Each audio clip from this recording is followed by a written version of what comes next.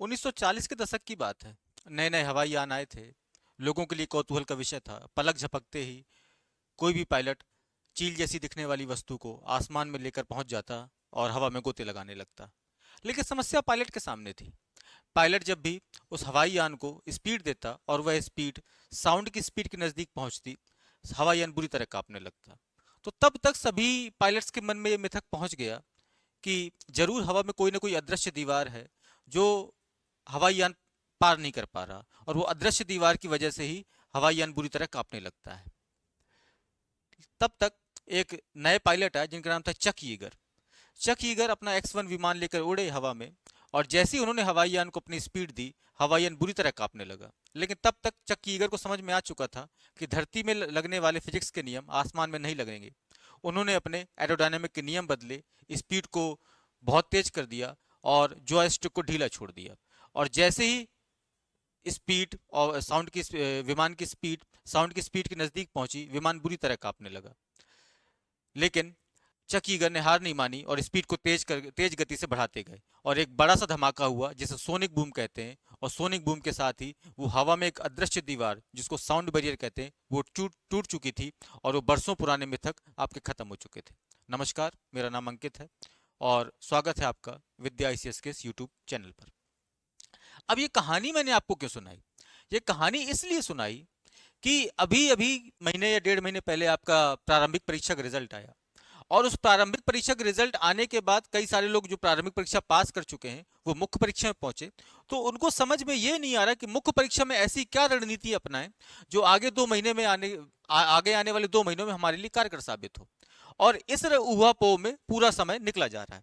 तो उसी रणनीति के लिए, या फिर आप कहें कि जो मुख्य परीक्षा में आपके लिए उस साउंड बैरियर का काम कर रहा है, उसी साउंड बैरियर को सोनिक बूम से तोड़ने के लिए हम ये एक वर्कशॉप, हम ये सेमिनार, हम ये सेशन आपके सामने लेकर के खड़े हुए हैं, जिसका नाम है मुख्य परीक्षा संवाद 1.0। अब ये जो संवाद है, ये मुख्य परीक्षा के अभ्यर्थियों के लिए, मुख्य परीक्षा लिखने वाले अभ्यर्थियों के लिए कारगर साबित होगी। खासकर चाहे वो 2026 की मुख्य परीक्षा लिखने वाले अभ्यर्थियों या फिर 2025 की मुख्य परीक्षा लिखने वाले अभ्यर्थियों, जिनका मेंस अभी कोई डेट नहीं आया है, और आगे जो आने वाले 2027 के एग्जाम है उनके अभ्यर्थियों के लिए भी ये इसका सेशन बहुत ज़्यादा हेल्पफुल रहेगा। अब इस सेशन में हम क्या क्या चीज़ें करने वाले हैं, हम आपको ये बताने वाले हैं कि अगले 2 महीनों में हमारा संस्थान प्रारंभिक परीक्षा पास कर चुके अभ्यर्थियों के लिए क्या क्या चीज़ें करने वाला है, जिससे उनका मुख्य परीक्षा में मदद मिले। तो सबसे पहले हम लोग शुरू करते हैं कि हम लोग इस 2 महीने में आपके लिए क्या क्या करने वाले हैं।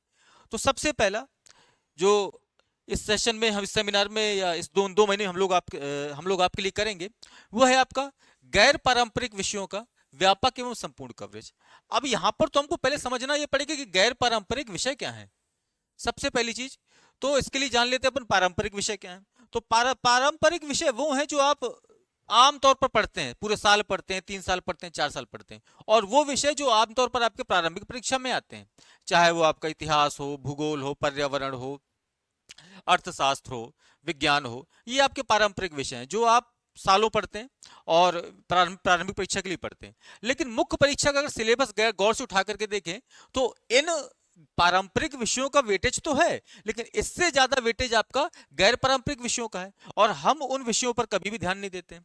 जब प्री पास कर लेते हैं, जब मेंस में आते हैं, तब हमारा ध्यान जाता है आपका नॉन कन्वेंशनल सब्जेक्ट पर, गैर पारंपरिक विषयों पर। अगर हम इन चीजों पर ध्यान दे लें, तो कहीं ना कहीं हमारा सिलेक्शन जो कुछ मार्क्स से, कुछ चीजों की वजह से रुक जाता है, तो उसमें कहीं ना कहीं हमको मदद मिलेगी। तो अपन सबसे पहले समझ लेते हैं कि गैर पारंपरिक विषय कौन से हैं और आपके सिलेबस में इसका वेटेज कितना ज्यादा है। तो उसके लिए अगर हम देखें MPPSC मेंस का सिलेबस, जिसको हमने तोड़ दिया आपका कन्वेंशनल नॉन कन्वेंशनल में, तो यहां पर हम जो चीज देखने वाले हैं, वो देखने वाले हैं non conventional portion of the MPPSC mains syllabus. GS 1, 2, 3, 4 में आपके कौन कौन से ऐसे टॉपिक हैं जो नॉन कन्वेंशनल हैं और जो आमतौर पर नहीं पढ़े जाते। मोस्ट ऑफ द एस्पायरेंट्स इनको प्रीलिम्स पास करने के बाद, प्रारंभिक परीक्षा में ही, प्रारंभिक परीक्षा पास करने के बाद मुख्य परीक्षा में ही पढ़ते हैं। तो एक एक करके हम समझते हैं कौन कौन से ऐसे टॉपिक हैं आपके। तो सबसे पहला जो हमारा टॉपिक है वो है पेपर 1। पेपर 1 का पार्ट ए।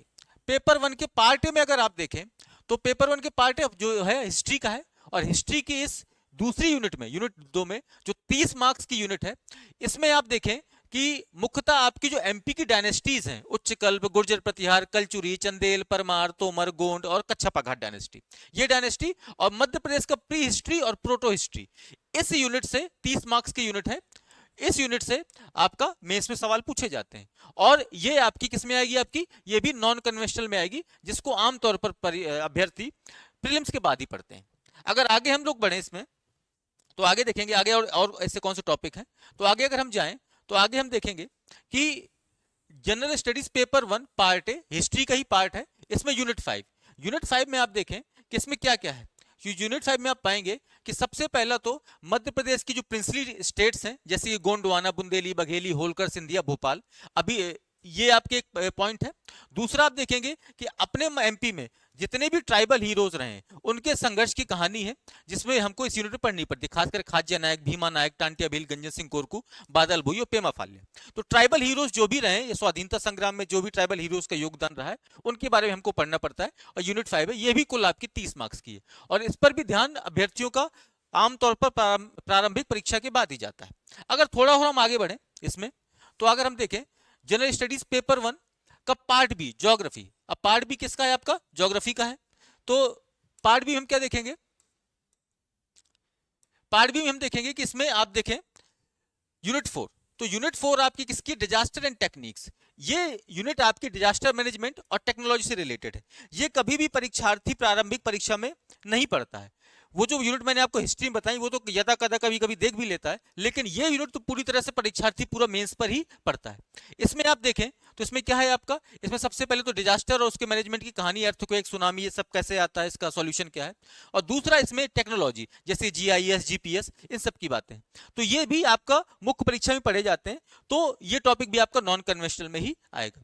आगे बढ़ते हैं हम लोग, आगे बढ़े तो जनरल स्टडीज पेपर 2 में आ गए हम लोग, और पेपर 2 का आपका पार्ट ए है, पार्ट ए कॉन्स्टिट्यूशन का। इसमें यूनिट 3 में अगर आप गौर से देखें तो इसमें खास करके एनजीओ, सीबीओ, ये भी आपका मेंस में ही पढ़ता है अभ्यर्थी, और मीडिया की प्रॉब्लम्स, चैलेंजेस क्या हैं, और सबसे इंपॉर्टेंट वो है आपका इंडियन पॉलिटिकल थिंकर्स। इनका वेटेज ठीक ठाक है, जिसमें आपका कौटिल्य है, देवी अहिल्याबाई हैं, महात्मा गांधी हैं, नेहरू हैं, पटेल हैं। ये सब भी अभ्यर्थी मुख्यतः इनको मुख्य परीक्षा के बाद ही पढ़ता है, प्रारंभिक परीक्षा के बाद ही पढ़ता है, मुख्य परीक्षा में इनको पढ़ने की पड़ता है। तो ये सब भी आपका नॉन कन्वेंशनल का ही पोर्शन है। आगे बढ़े हम लोग तो जनरल स्टडीज के पेपर 2 में ही आए तो उसमें यूनिट 5 है। यूनिट 5 में क्या है, इसमें आपका मध्य प्रदेश का एडमिनिस्ट्रेशन है।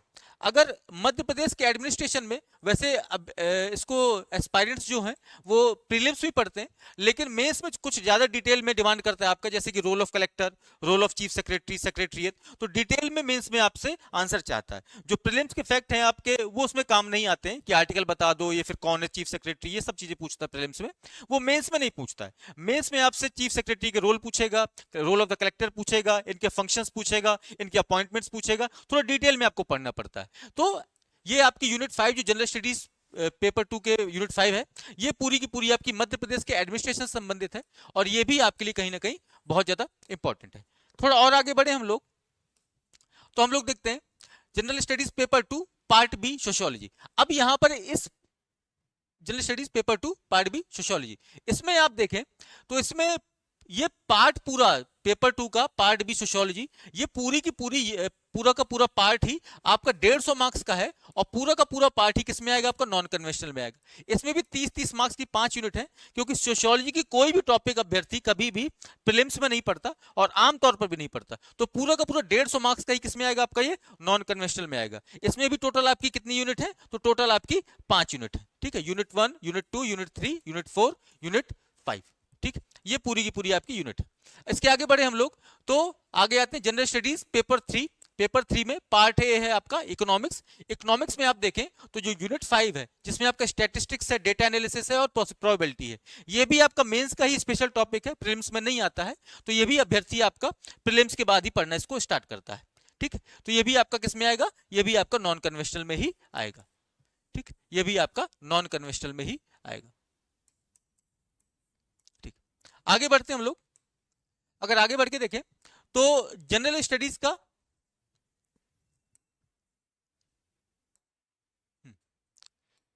जनरल स्टडीज का पेपर 3 का पार्ट भी science and technology. Science and technology में जो यूनिट 3 है वो कहीं ना कहीं आपके जो आयुष है, आयुर्वेदा, यूनानी, सिद्धा, होम्योपैथी, इन सब की बात करता है, नेचुरोपैथी, इन सब की बात करता है। तो ये भी कहीं ना कहीं अभ्यर्थी आपका मेंस में ही पढ़ता है, और ये भी आपका किसका हिस्सा है, आपका नॉन कन्वेंशनल का ही पार्ट है। इसमें आपका योगा आएगा, आयुर्वेद आएगा, इन सब चीजों की बात होती है, षोडश संस्कार की बात होती है। ये भी आपका किसका हिस्सा है, आपका ये भी आपका नॉन कन्वेंशनल का ही हिस्सा है।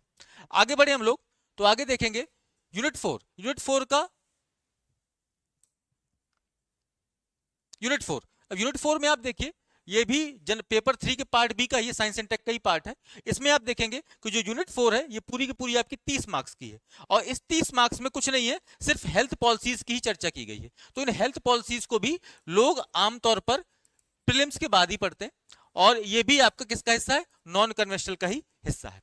आगे बढ़ने से थोड़ा हम, तो आगे देखते हैं हम लोग कि जनरल स्टडीज का paper 3 part B science and technology, ये पूरा का पूरा आपका एनवायरमेंट से रिलेटेड है। एनवायरमेंट आपका प्रीलिम्स से तो पढ़ता ही बच्चा, लेकिन उतना ज्यादा डिटेल में नहीं पढ़ता। यहाँ पर एनवायरमेंट को अलग तरीके से पढ़ा जाता है, तो मेंस की तैयारी आपकी एनवायरमेंट की कुछ अलग हो जाती है। तो ये कहीं ना कहीं आपका ये भी किसका हिस्सा हो गया, आपका नॉन कन्वेंशनल का हिस्सा हो गया। इसके आगे हम लोग बढ़े, तो आप देखेंगे general studies paper 4 part A. अब एथिक्स के पेपर में हम लोग आ गए, तो एथिक्स के पेपर में आप देखिए, तो पार्ट ए में उसमें आपके बहुत सारे थिंकर्स दिए हुए हैं, चाहे सरदर्शन हो, सोक्रेटिस हो, प्लेटो हो, अरिस्टोटल हो, महावीर हो, बुद्ध हो, चारवाक हो, शंकर हो, भर्तरी हो, ये सारे के सारे थिंकर हैं। ये कभी भी प्रीलिम्स में कोई भी अभ्यर्थी नहीं पढ़ता, इनको मेंस में पढ़ा जाता है, और ये भी आपका कहीं ना कहीं नॉन कन्वेंशनल का एक्सक्लूसिव टॉपिक है, जो मेंस में ही आपका पढ़ा जाएगा। इसके बाद अगर हम देखें एथिक्स के पेपर में ही, तो आगे आते हैं हम लोग जनरल स्टडीज का paper 4 part B. Part B आपको जैसा कि पता है नया जुड़ा है, और ये पूरा का पूरा आपका किस टॉपिक रिलेटेड है, आपका एंटरप्रेन्योरशिप। अब एंटरप्रेन्योरशिप के इसमें भी टोटल 5 यूनिट है, और ये पूरा का पूरा पेपर कितने मार्क्स का है, आपका 150 मार्क्स का है। ये पूरा का पूरा एंटरप्रेन्योरशिप का टॉपिक एक्सक्लूसिवली मेंस में ही पढ़ा जाता है, और मेंस का ही टॉपिक है, ये कभी प्रीलिम्स में नहीं पढ़ा जाता। तो पूरा का पूरा 150 मार्क्स का किसका हिस्सा हो गया, आपका नॉन कन्वेंशनल का हिस्सा हो गया। तो इस तरह से आप देखें कि इसमें यूनिट 1 है, यूनिट 2 है, यूनिट 3 है, यूनिट 4 है, यूनिट 5 है। अब ये सारी की सारी जो पीडीएफ जो मैंने सिलेबस की तोड़ी है कन्वेंशनल नॉन कन्वेंशनल में, ये नॉन कन्वेंशनल की पीडीएफ आपको टेलीग्राम के विद्या ICS के टेलीग्राम चैनल पर आसानी से उपलब्ध हो जाएगी, इसके लिए आप परेशान मत होइएगा। अगर हम इस सबका टोटल करके देखें कि कितने मार्क्स का आपको नॉन कन्वेंशनल का मेंस में आ रहा है, देखिए तो पेपर 1 के पार्ट ए से आपका यूनिट 2 एंड 5, तो यहां पर 60 नंबर का आ रहा है। उसके बाद आप देखें यूनिट 2 एंड 5 से यहाँ 60 नंबर का आ रहा है। पेपर 1 के से आप देखेंगे तो 30 मार्क्स का आ रहा है। पेपर 2 के पार्ट से 60 नंबर का आ रहा है। पेपर 2 का पार्ट भी सोशियोलॉजी का जो पोर्शन है, इससे आपका पूरा का पूरा 150 मार्क्स का आ रहा है। और पेपर 3 के पार्ट ए से यूनिट 5 में ये 30 मार्क्स का आ रहा है, और पेपर 3 के पार्ट बी से यूनिट 3, 4, 5 ये पूरा 90 नंबर का आ रहा है, और पेपर 4 के पार्ट ए से यूनिट 1 से 30 मार्क्स का आ रहा है, और पेपर 4 का पार्ट भी जो एंटरप्रेन्योरशिप का टॉपिक है, ये पूरा का पूरा 150 का आ रहा है। तो ये आपका कुल आपका नॉन कन्वेंशनल का पोर्शन हो गया। अब नॉन कन्वेंशनल में इसको अगर हम फर्दर और ऐड करें, तो आप देखेंगे कि इसमें आपकी 200 नंबर की हिंदी है, ये भी आप प्रीलिम्स में कभी नहीं पढ़ते हैं। 200 नंबर की हिंदी है, और 100 नंबर का आपका ऐसे है, तो ये भी आपका किस में आएगा, आपका नॉन कन्वेंशनल में ही आएगा। तो यहां पर अगर 600 में मैं 300 जोड़ दूं, तो कुल मिला के आपका 900 मार्क्स का मेंस का नॉन कन्वेंशनल का पोर्शन है, जो कि आपका अच्छा खासा वेटेज है 900 मार्क्स का, जो आपका मेंस में पूछा जा रहा है। और यही आपका स्ट्रेटजी है जो आपको सिलेक्शन दिलाएगी। आपको जो ध्यान देना है वो मेंस के नॉन कन्वेंशनल पोर्शन पर ध्यान देना है, rather than on the conventional part of the MPPSC mains syllabus. अब हम आपकी कैसी मदद करेंगे संस्थान आपका, तो इसमें हम लोग आपके साथ क्या करने वाले हैं कि जो गैर पारंपरिक विषय हैं, जो नॉन कन्वेंशनल पोर्शन जिसकी चर्चा मैंने अभी की, इन गैर पारंपरिक विषय को आपको ऑनलाइन YouTube चैनल पर वीडियो के माध्यम से सारे विषय कवर कराए जाएंगे, और सारे विषय कवर कराने के साथ ही आपको इन गैर पारंपरिक विषयों के आपके जो नोट्स हैं, ये नोट्स आपको टेलीग्राम चैनल के विद्या ICS के टेलीग्राम चैनल पर ही आपको उपलब्ध करा दिए जाएंगे। और इस पर डेली कोई ना कोई आपकी, चाहे वो एथिक्स की क्लास हो चाहे सोशियोलॉजी क्लास हो, कोई ना कोई क्लास आपकी होती रहेगी। और हमारी कोशिश ये रहेगी कि इन 2 महीनों में ज्यादा से ज्यादा आपका नॉन कन्वेंशनल पार्ट का पूरा सिलेबस कवर करा सके। चूंकि समय कम है तो पूरा सिलेबस कवर नहीं कराया जा सकता, इसलिए ये स्ट्रेटजी ये डिवाइस की गई है कि ऐसा क्या किया जाए कि कम समय में ही अभ्यर्थियों की मदद ज्यादा से ज्यादा हो सके। तो उसमें यही निकल के आया कि अगर अभ्यर्थियों को नॉन कन्वेंशनल या गैर पारंपरिक विषय की तैयारी करा दी जाए इस कम समय में, तो शायद उसका सिलेक्शन इस चीज में हो सकता है। खैर आगे बढ़ते हैं। इस सेशन का जो अगला पार्ट है वो है आपका दैनिक उत्तर लेखन अभ्यास तथा टेस्ट सीरीज का विस्तृत विश्लेषण। अब हमारे यहाँ पर डेली आंसर राइटिंग प्रैक्टिस हो रही है। अब डेली आंसर राइटिंग प्रैक्टिस का मतलब ये नहीं कि मैंने क्लास में कुछ क्वेश्चन दे दिए लिख के लाओ। डेली आंसर राइटिंग प्रैक्टिस का मतलब ये है कि डेली यहाँ पर आपके टेस्ट ऑर्गेनाइज किए जा रहे हैं, ठीक, और आपके एक 100 टेस्ट का एक टेस्ट सीरीज प्रोग्राम चल रहा है। तो अब वो 100 टेस्ट जो चल रहे हैं आपके, हमारी कोशिश ये रहेगी कि उन 100 टेस्ट का डेली आपके सामने उत्तर लेखन करवाया जाए, आंसर राइटिंग उनकी कराई जाए, और साथ में आपको उन उत्तरों के मॉडल आंसर दिए जाएं, मॉडल आंसर भी दिए जाएं, और आपको यह भी बताया जाए कि इस उत्तर को लिखना कैसे था और आपने कैसे लिखा है। तो वो 100 टेस्ट चल रहे हैं, हमारी कोशिश होगी कि ज्यादा से ज्यादा टेस्ट को आपके सामने ला करके लाइव चर्चा की जाए उस पर कि इस टेस्ट में क्या क्या बातें थी, आपको लिखनी क्या थी और इसका मॉडल आंसर क्या है, ताकि आपके पास मेंस के ज्यादा से ज्यादा क्वेश्चन आपके पास पहुंच सकें। और ये टेस्ट सीरीज आपको यूट्यूब विद्या ICS के टेलीग्राम चैनल पर भी ये मॉडल आंसर आपको वहीं पर उपलब्ध करा दिए जाएंगे। आगे हम लोग बढ़ते हैं, तो आगे हमारा है उत्तरों का उत्कृष्ट एवं प्रभावशाली बनाने हेतु विस्तृत चर्चा। अब how we can enrich our answer. कई बार बच्चों की शिकायत ये रहती है कि सर हमने आंसर तो बहुत अच्छा लिखा और जब हम मेंस लिख करके आए तो वी वर कॉन्फिडेंट इनफ कि हमारा सिलेक्शन तो हो जाएगा, लेकिन अनफॉर्चुनेटली सिलेक्शन नहीं हो पाया। अब सिलेक्शन न हो पाने के पीछे वजह क्या है? सिलेक्शन न हो पाने के पीछे वजह यह कि आपने आंसर तो लिखा था, आपने पूरी कॉपी भर दी, आपको लगा कि हमारा सिलेक्शन तो हो जाना चाहिए, लेकिन आपने अपने आंसर को एनरिच नहीं किया, जबकि आपके बगल वाले ने, आपके पड़ोसी ने, आपके साथी ने उस आंसर को एनरिच किया, उसका सिलेक्शन हो गया। अब आंसर को एनरिच कैसे किया जाता है, तो शॉर्ट में समझ लेते हैं। सबसे पहला ध्यान दिया जाता है आंसर को लिखने में, प्रेजेंटेशन में, कि आपने उत्तर को लिखने का तरीका क्या है, क्या आपने पैराग्राफ में लिखा है कि पॉइंट में लिखा है, कि फ्लो चार्ट बनाया है, डायग्राम बनाया है, मैप बनाया है, ग्राफ बनाया है, ये सब किसका पार्ट होता है? प्रेजेंटेशन का। अगर आपने ये किया है, ठीक है। दूसरा और किसका काम होता है? और आपका काम होता है डेटा का। क्या आपने जनरलाइज्ड आंसर लिख दिए हैं? जो जनरलाइज्ड आंसर होते हैं कि भाई ऐसा हो गया, देश का विकास हो रहा है बहुत ज्यादा, देश का भारत देश का विकास, आर्थिक विकास बहुत तेजी से हो रहा है। अब वहीं पर आप लिख दें कि नहीं, देश की जीडीपी इतने % रेट से बढ़ रही है, तो क्या किया आपने? डेटा का उल्लेख कर दिया, और साथ में ब्रैकेट में कहीं इकोनॉमिक सर्वे भी लिख दें, किस साल का इकोनॉमिक सर्वे, इसका भी जिक्र कर दें, तो वो एक अलग इंपैक्ट डालता है। तीसरा, आपने उनका फैक्ट्स यूज किया कि नहीं किया। आपने बोल दिया कि अकबर ने महाराणा प्रताप को हल्दी घाटी के युद्ध में हराया था, या फिर ये तो चलिए कुछ स्पेसिफिक भी हो गया, ये मान लेते हैं कि अकबर ने राणा प्रताप को युद्ध में हराया था, लेकिन आपने उसमें नहीं लिखा कि हल्दी घाटी का युद्ध था, ना ही आपने लिखा कि हल्दी घाटी का युद्ध लड़ा कब गया था, तो आपने फैक्ट का बिल्कुल प्रयोग नहीं किया, आपने जनरल पॉइंट्स लिख दिए, तो उससे भी आपका आंसर एनरिच नहीं होता है। चौथा, एग्जाम्पल्स। आपने अपने आंसर्स में जो पॉइंट्स लिखे हैं उसमें साथ में एग्जांपल्स डाले कि नहीं डाले।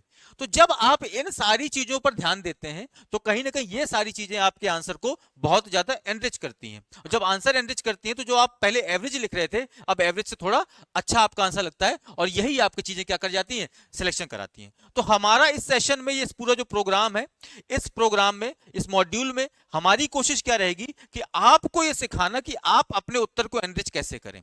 किसी भी टेस्ट सीरीज को हम उठाएंगे, उस पर उत्तर की चर्चा करेंगे, इस पर उत्तर लिखना कैसे था, और साथ में आपको यह भी सिखाएंगे कि इसमें जनरल आंसर कैसे लिखा है आपने, और इसको एनरिच्ड आंसर किस फॉर्म में हमको लेकर के आना था। तो इस पर भी हम लोग इस पर चर्चा करने वाले। अगला इस मॉड्यूल में हम देखें क्या क्या है, तो अगला मॉड्यूल है हमारा 2 मार्कर।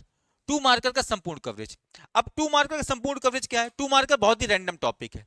ये मान लीजिए कि मेंस में आपसे पीटी का एग्जाम ले रहा है, मतलब फैक्ट पूछे जा रहे हैं प्लेन, लेकिन फैक्ट में आपको उतना उसका उत्तर नहीं पता, तो क्योंकि या तो फैक्ट में या तो आपको आंसर आता है या तो फिर नहीं आता है। अब 2 मार्कर में हमारी कोशिश रहेगी कि डेली हर एक यूनिट से आपके सामने 5 से 10 2 मार्कर आपके सामने रखे जाएं, और 2 मार्कर के लगभग हर एक 2 मार्कर का 3 पॉइंट आपको बताए जाएं कि इन 3 पॉइंट्स को आपको लिखना कैसे था।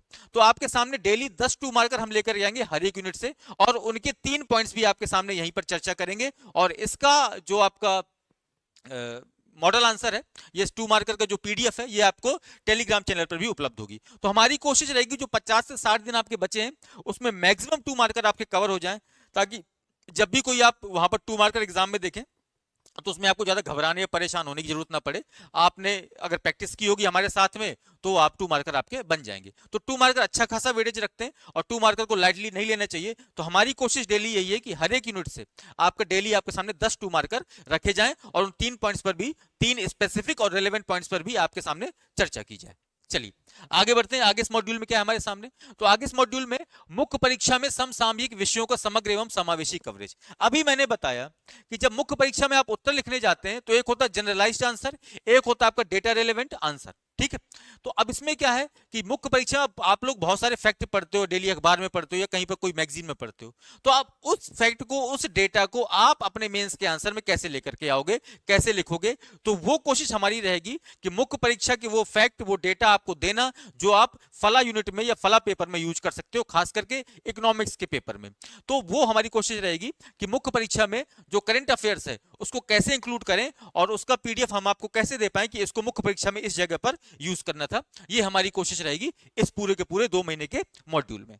आगे हम देखते हैं, तो आगे है आपका निबंध एवं प्रारूप लेखन। अभी मैंने बताया कि निबंध और प्रारूप लेखन आपका 100 नंबर का वेटेज है इसका, और 100 नंबर के वेटेज में इसको लोग बहुत लाइटली लेते हैं। पूरी की पूरी तैयारी निकल जाती है लोगों की 3 साल 4 साल की या 2 साल की, लेकिन कभी भी उस 100 नंबर के इस पेपर को कभी भी पलट कर नहीं देखते हैं। इसमें आपने देखा होगा पेपर, तो निबंध का जो पूरा का पूरा पेपर है, इसमें उन्होंने उन निबंध के इस पेपर में उन्होंने उस थीम को मेंशन कर दिया है जिस थीम पर उनसे निबंध आपसे पूछे जाएंगे, या उन टॉपिक्स को मेंशन कर दिया जिस पर आपसे निबंध पूछे जाएंगे। अगर हम उन टॉपिक्स के ही इर्द गिर्द घूम करके सारी कहानी बुन ले, या उन टॉपिक्स को कवर कर लें, उन टॉपिक्स से इर्द गिर्द सारे टॉपिक को कवर कर लें, तो हमारी निबंध की तैयारी लगभग लगभग पूरी हो जाएगी, पहली चीज। दूसरी चीज, कई बार ये समस्या आती है कि निबंध को लिखें कैसे, इतना बड़ा निबंध होता है, हम उसको लिखने में परेशानी आती है, या फिर निबंध को इंट्रोडक्शन कैसे दें, डेटा से दें, फैक्ट से दें, स्टोरी से दें। तो प्रत्येक विषय पर जो भी टॉपिक आपके इसमें मेंशन है, प्रत्येक विषय के टॉपिक को आपके सामने यूट्यूब चैनल के माध्यम से ही हम आपके सामने वो सारी चीजें कवर कराएंगे कि इसमें आपको लिखना क्या है, इसको स्टार्ट कैसे करना है, इसमें स्टोरी कौन सी डालनी है, इसमें कोई न्यूज कौन सी डालनी है। तो ये सारी चीजें आपको इस सेशन में कवर होंगी, खासकर निबंध के पेपर में। दूसरा है इसी पेपर का हिस्सा प्रारूप लेखन, ठीक। अब इसमें क्या शासकीय पत्र आता है, अशासकीय पत्र आता है, परिपत्र आता है, प्रपत्र आता है। तो उस पर भी हम लोग क्या करेंगे, कोशिश करेंगे कि उस पर हम लोग क्या करें, विस्तृत चर्चा करें। तो खास करके 100 नंबर का जो पेपर है, इस पर हम लोग डिटेल पर जाने की, डिटेल में आपको समझाने की कोशिश करेंगे कि 100 नंबर में आप लोग ज्यादा से ज्यादा मार्क्स कैसे ला सकते हैं, और इसकी प्रॉपर एक कार्यशाला वीडियो के माध्यम से आपके सामने उपलब्ध कराई जाएगी। आगे बस यही है। तो यहां तक हम लोग ये है, तो हमारी कोशिश ये है कि इन 2 महीनों में आपको और बेहतर कैसे तैयार करें ताकि आप मुख्य परीक्षा को आसानी से समझ सके और मुख्य परीक्षा में आसानी से पास हो सके। पूरा 2 महीने में पूरा मॉड्यूल या पूरा सिलेबस कवर कराना नेक्स्ट लेवल, मतलब नेक्स्ट टू इम्पॉसिबल है, वो हम करा भी नहीं सकते आपको। तो हमारा कोशिश यही है कि कुछ ऐसे मोती चुन लाओ, मतलब सागर से, कि वो मोती आपके काम के लिए काम में आ जाए और आपको मुख्य परीक्षा में मदद करें। तो इस मॉड्यूल से जुड़े रहने के लिए हमारे चैनल को आप देखिए, विद्या ICS को, उससे लगातार जुड़े रहिए। उसमें डेली आपको कोई ना कोई अपडेट आपको मिलता रहेगा, चाहे वो आपका नॉन कन्वेंशनल कोई टॉपिक आपका समझाना हो या बताना हो या उसको नोट्स देना हो, या 2 मार्कर के डेली आपको वीडियो या शॉर्ट्स के फॉर्म में आपको डेली 4 5 या 10 2 मार्कर आपको दिए जाएंगे। और थैंक यू।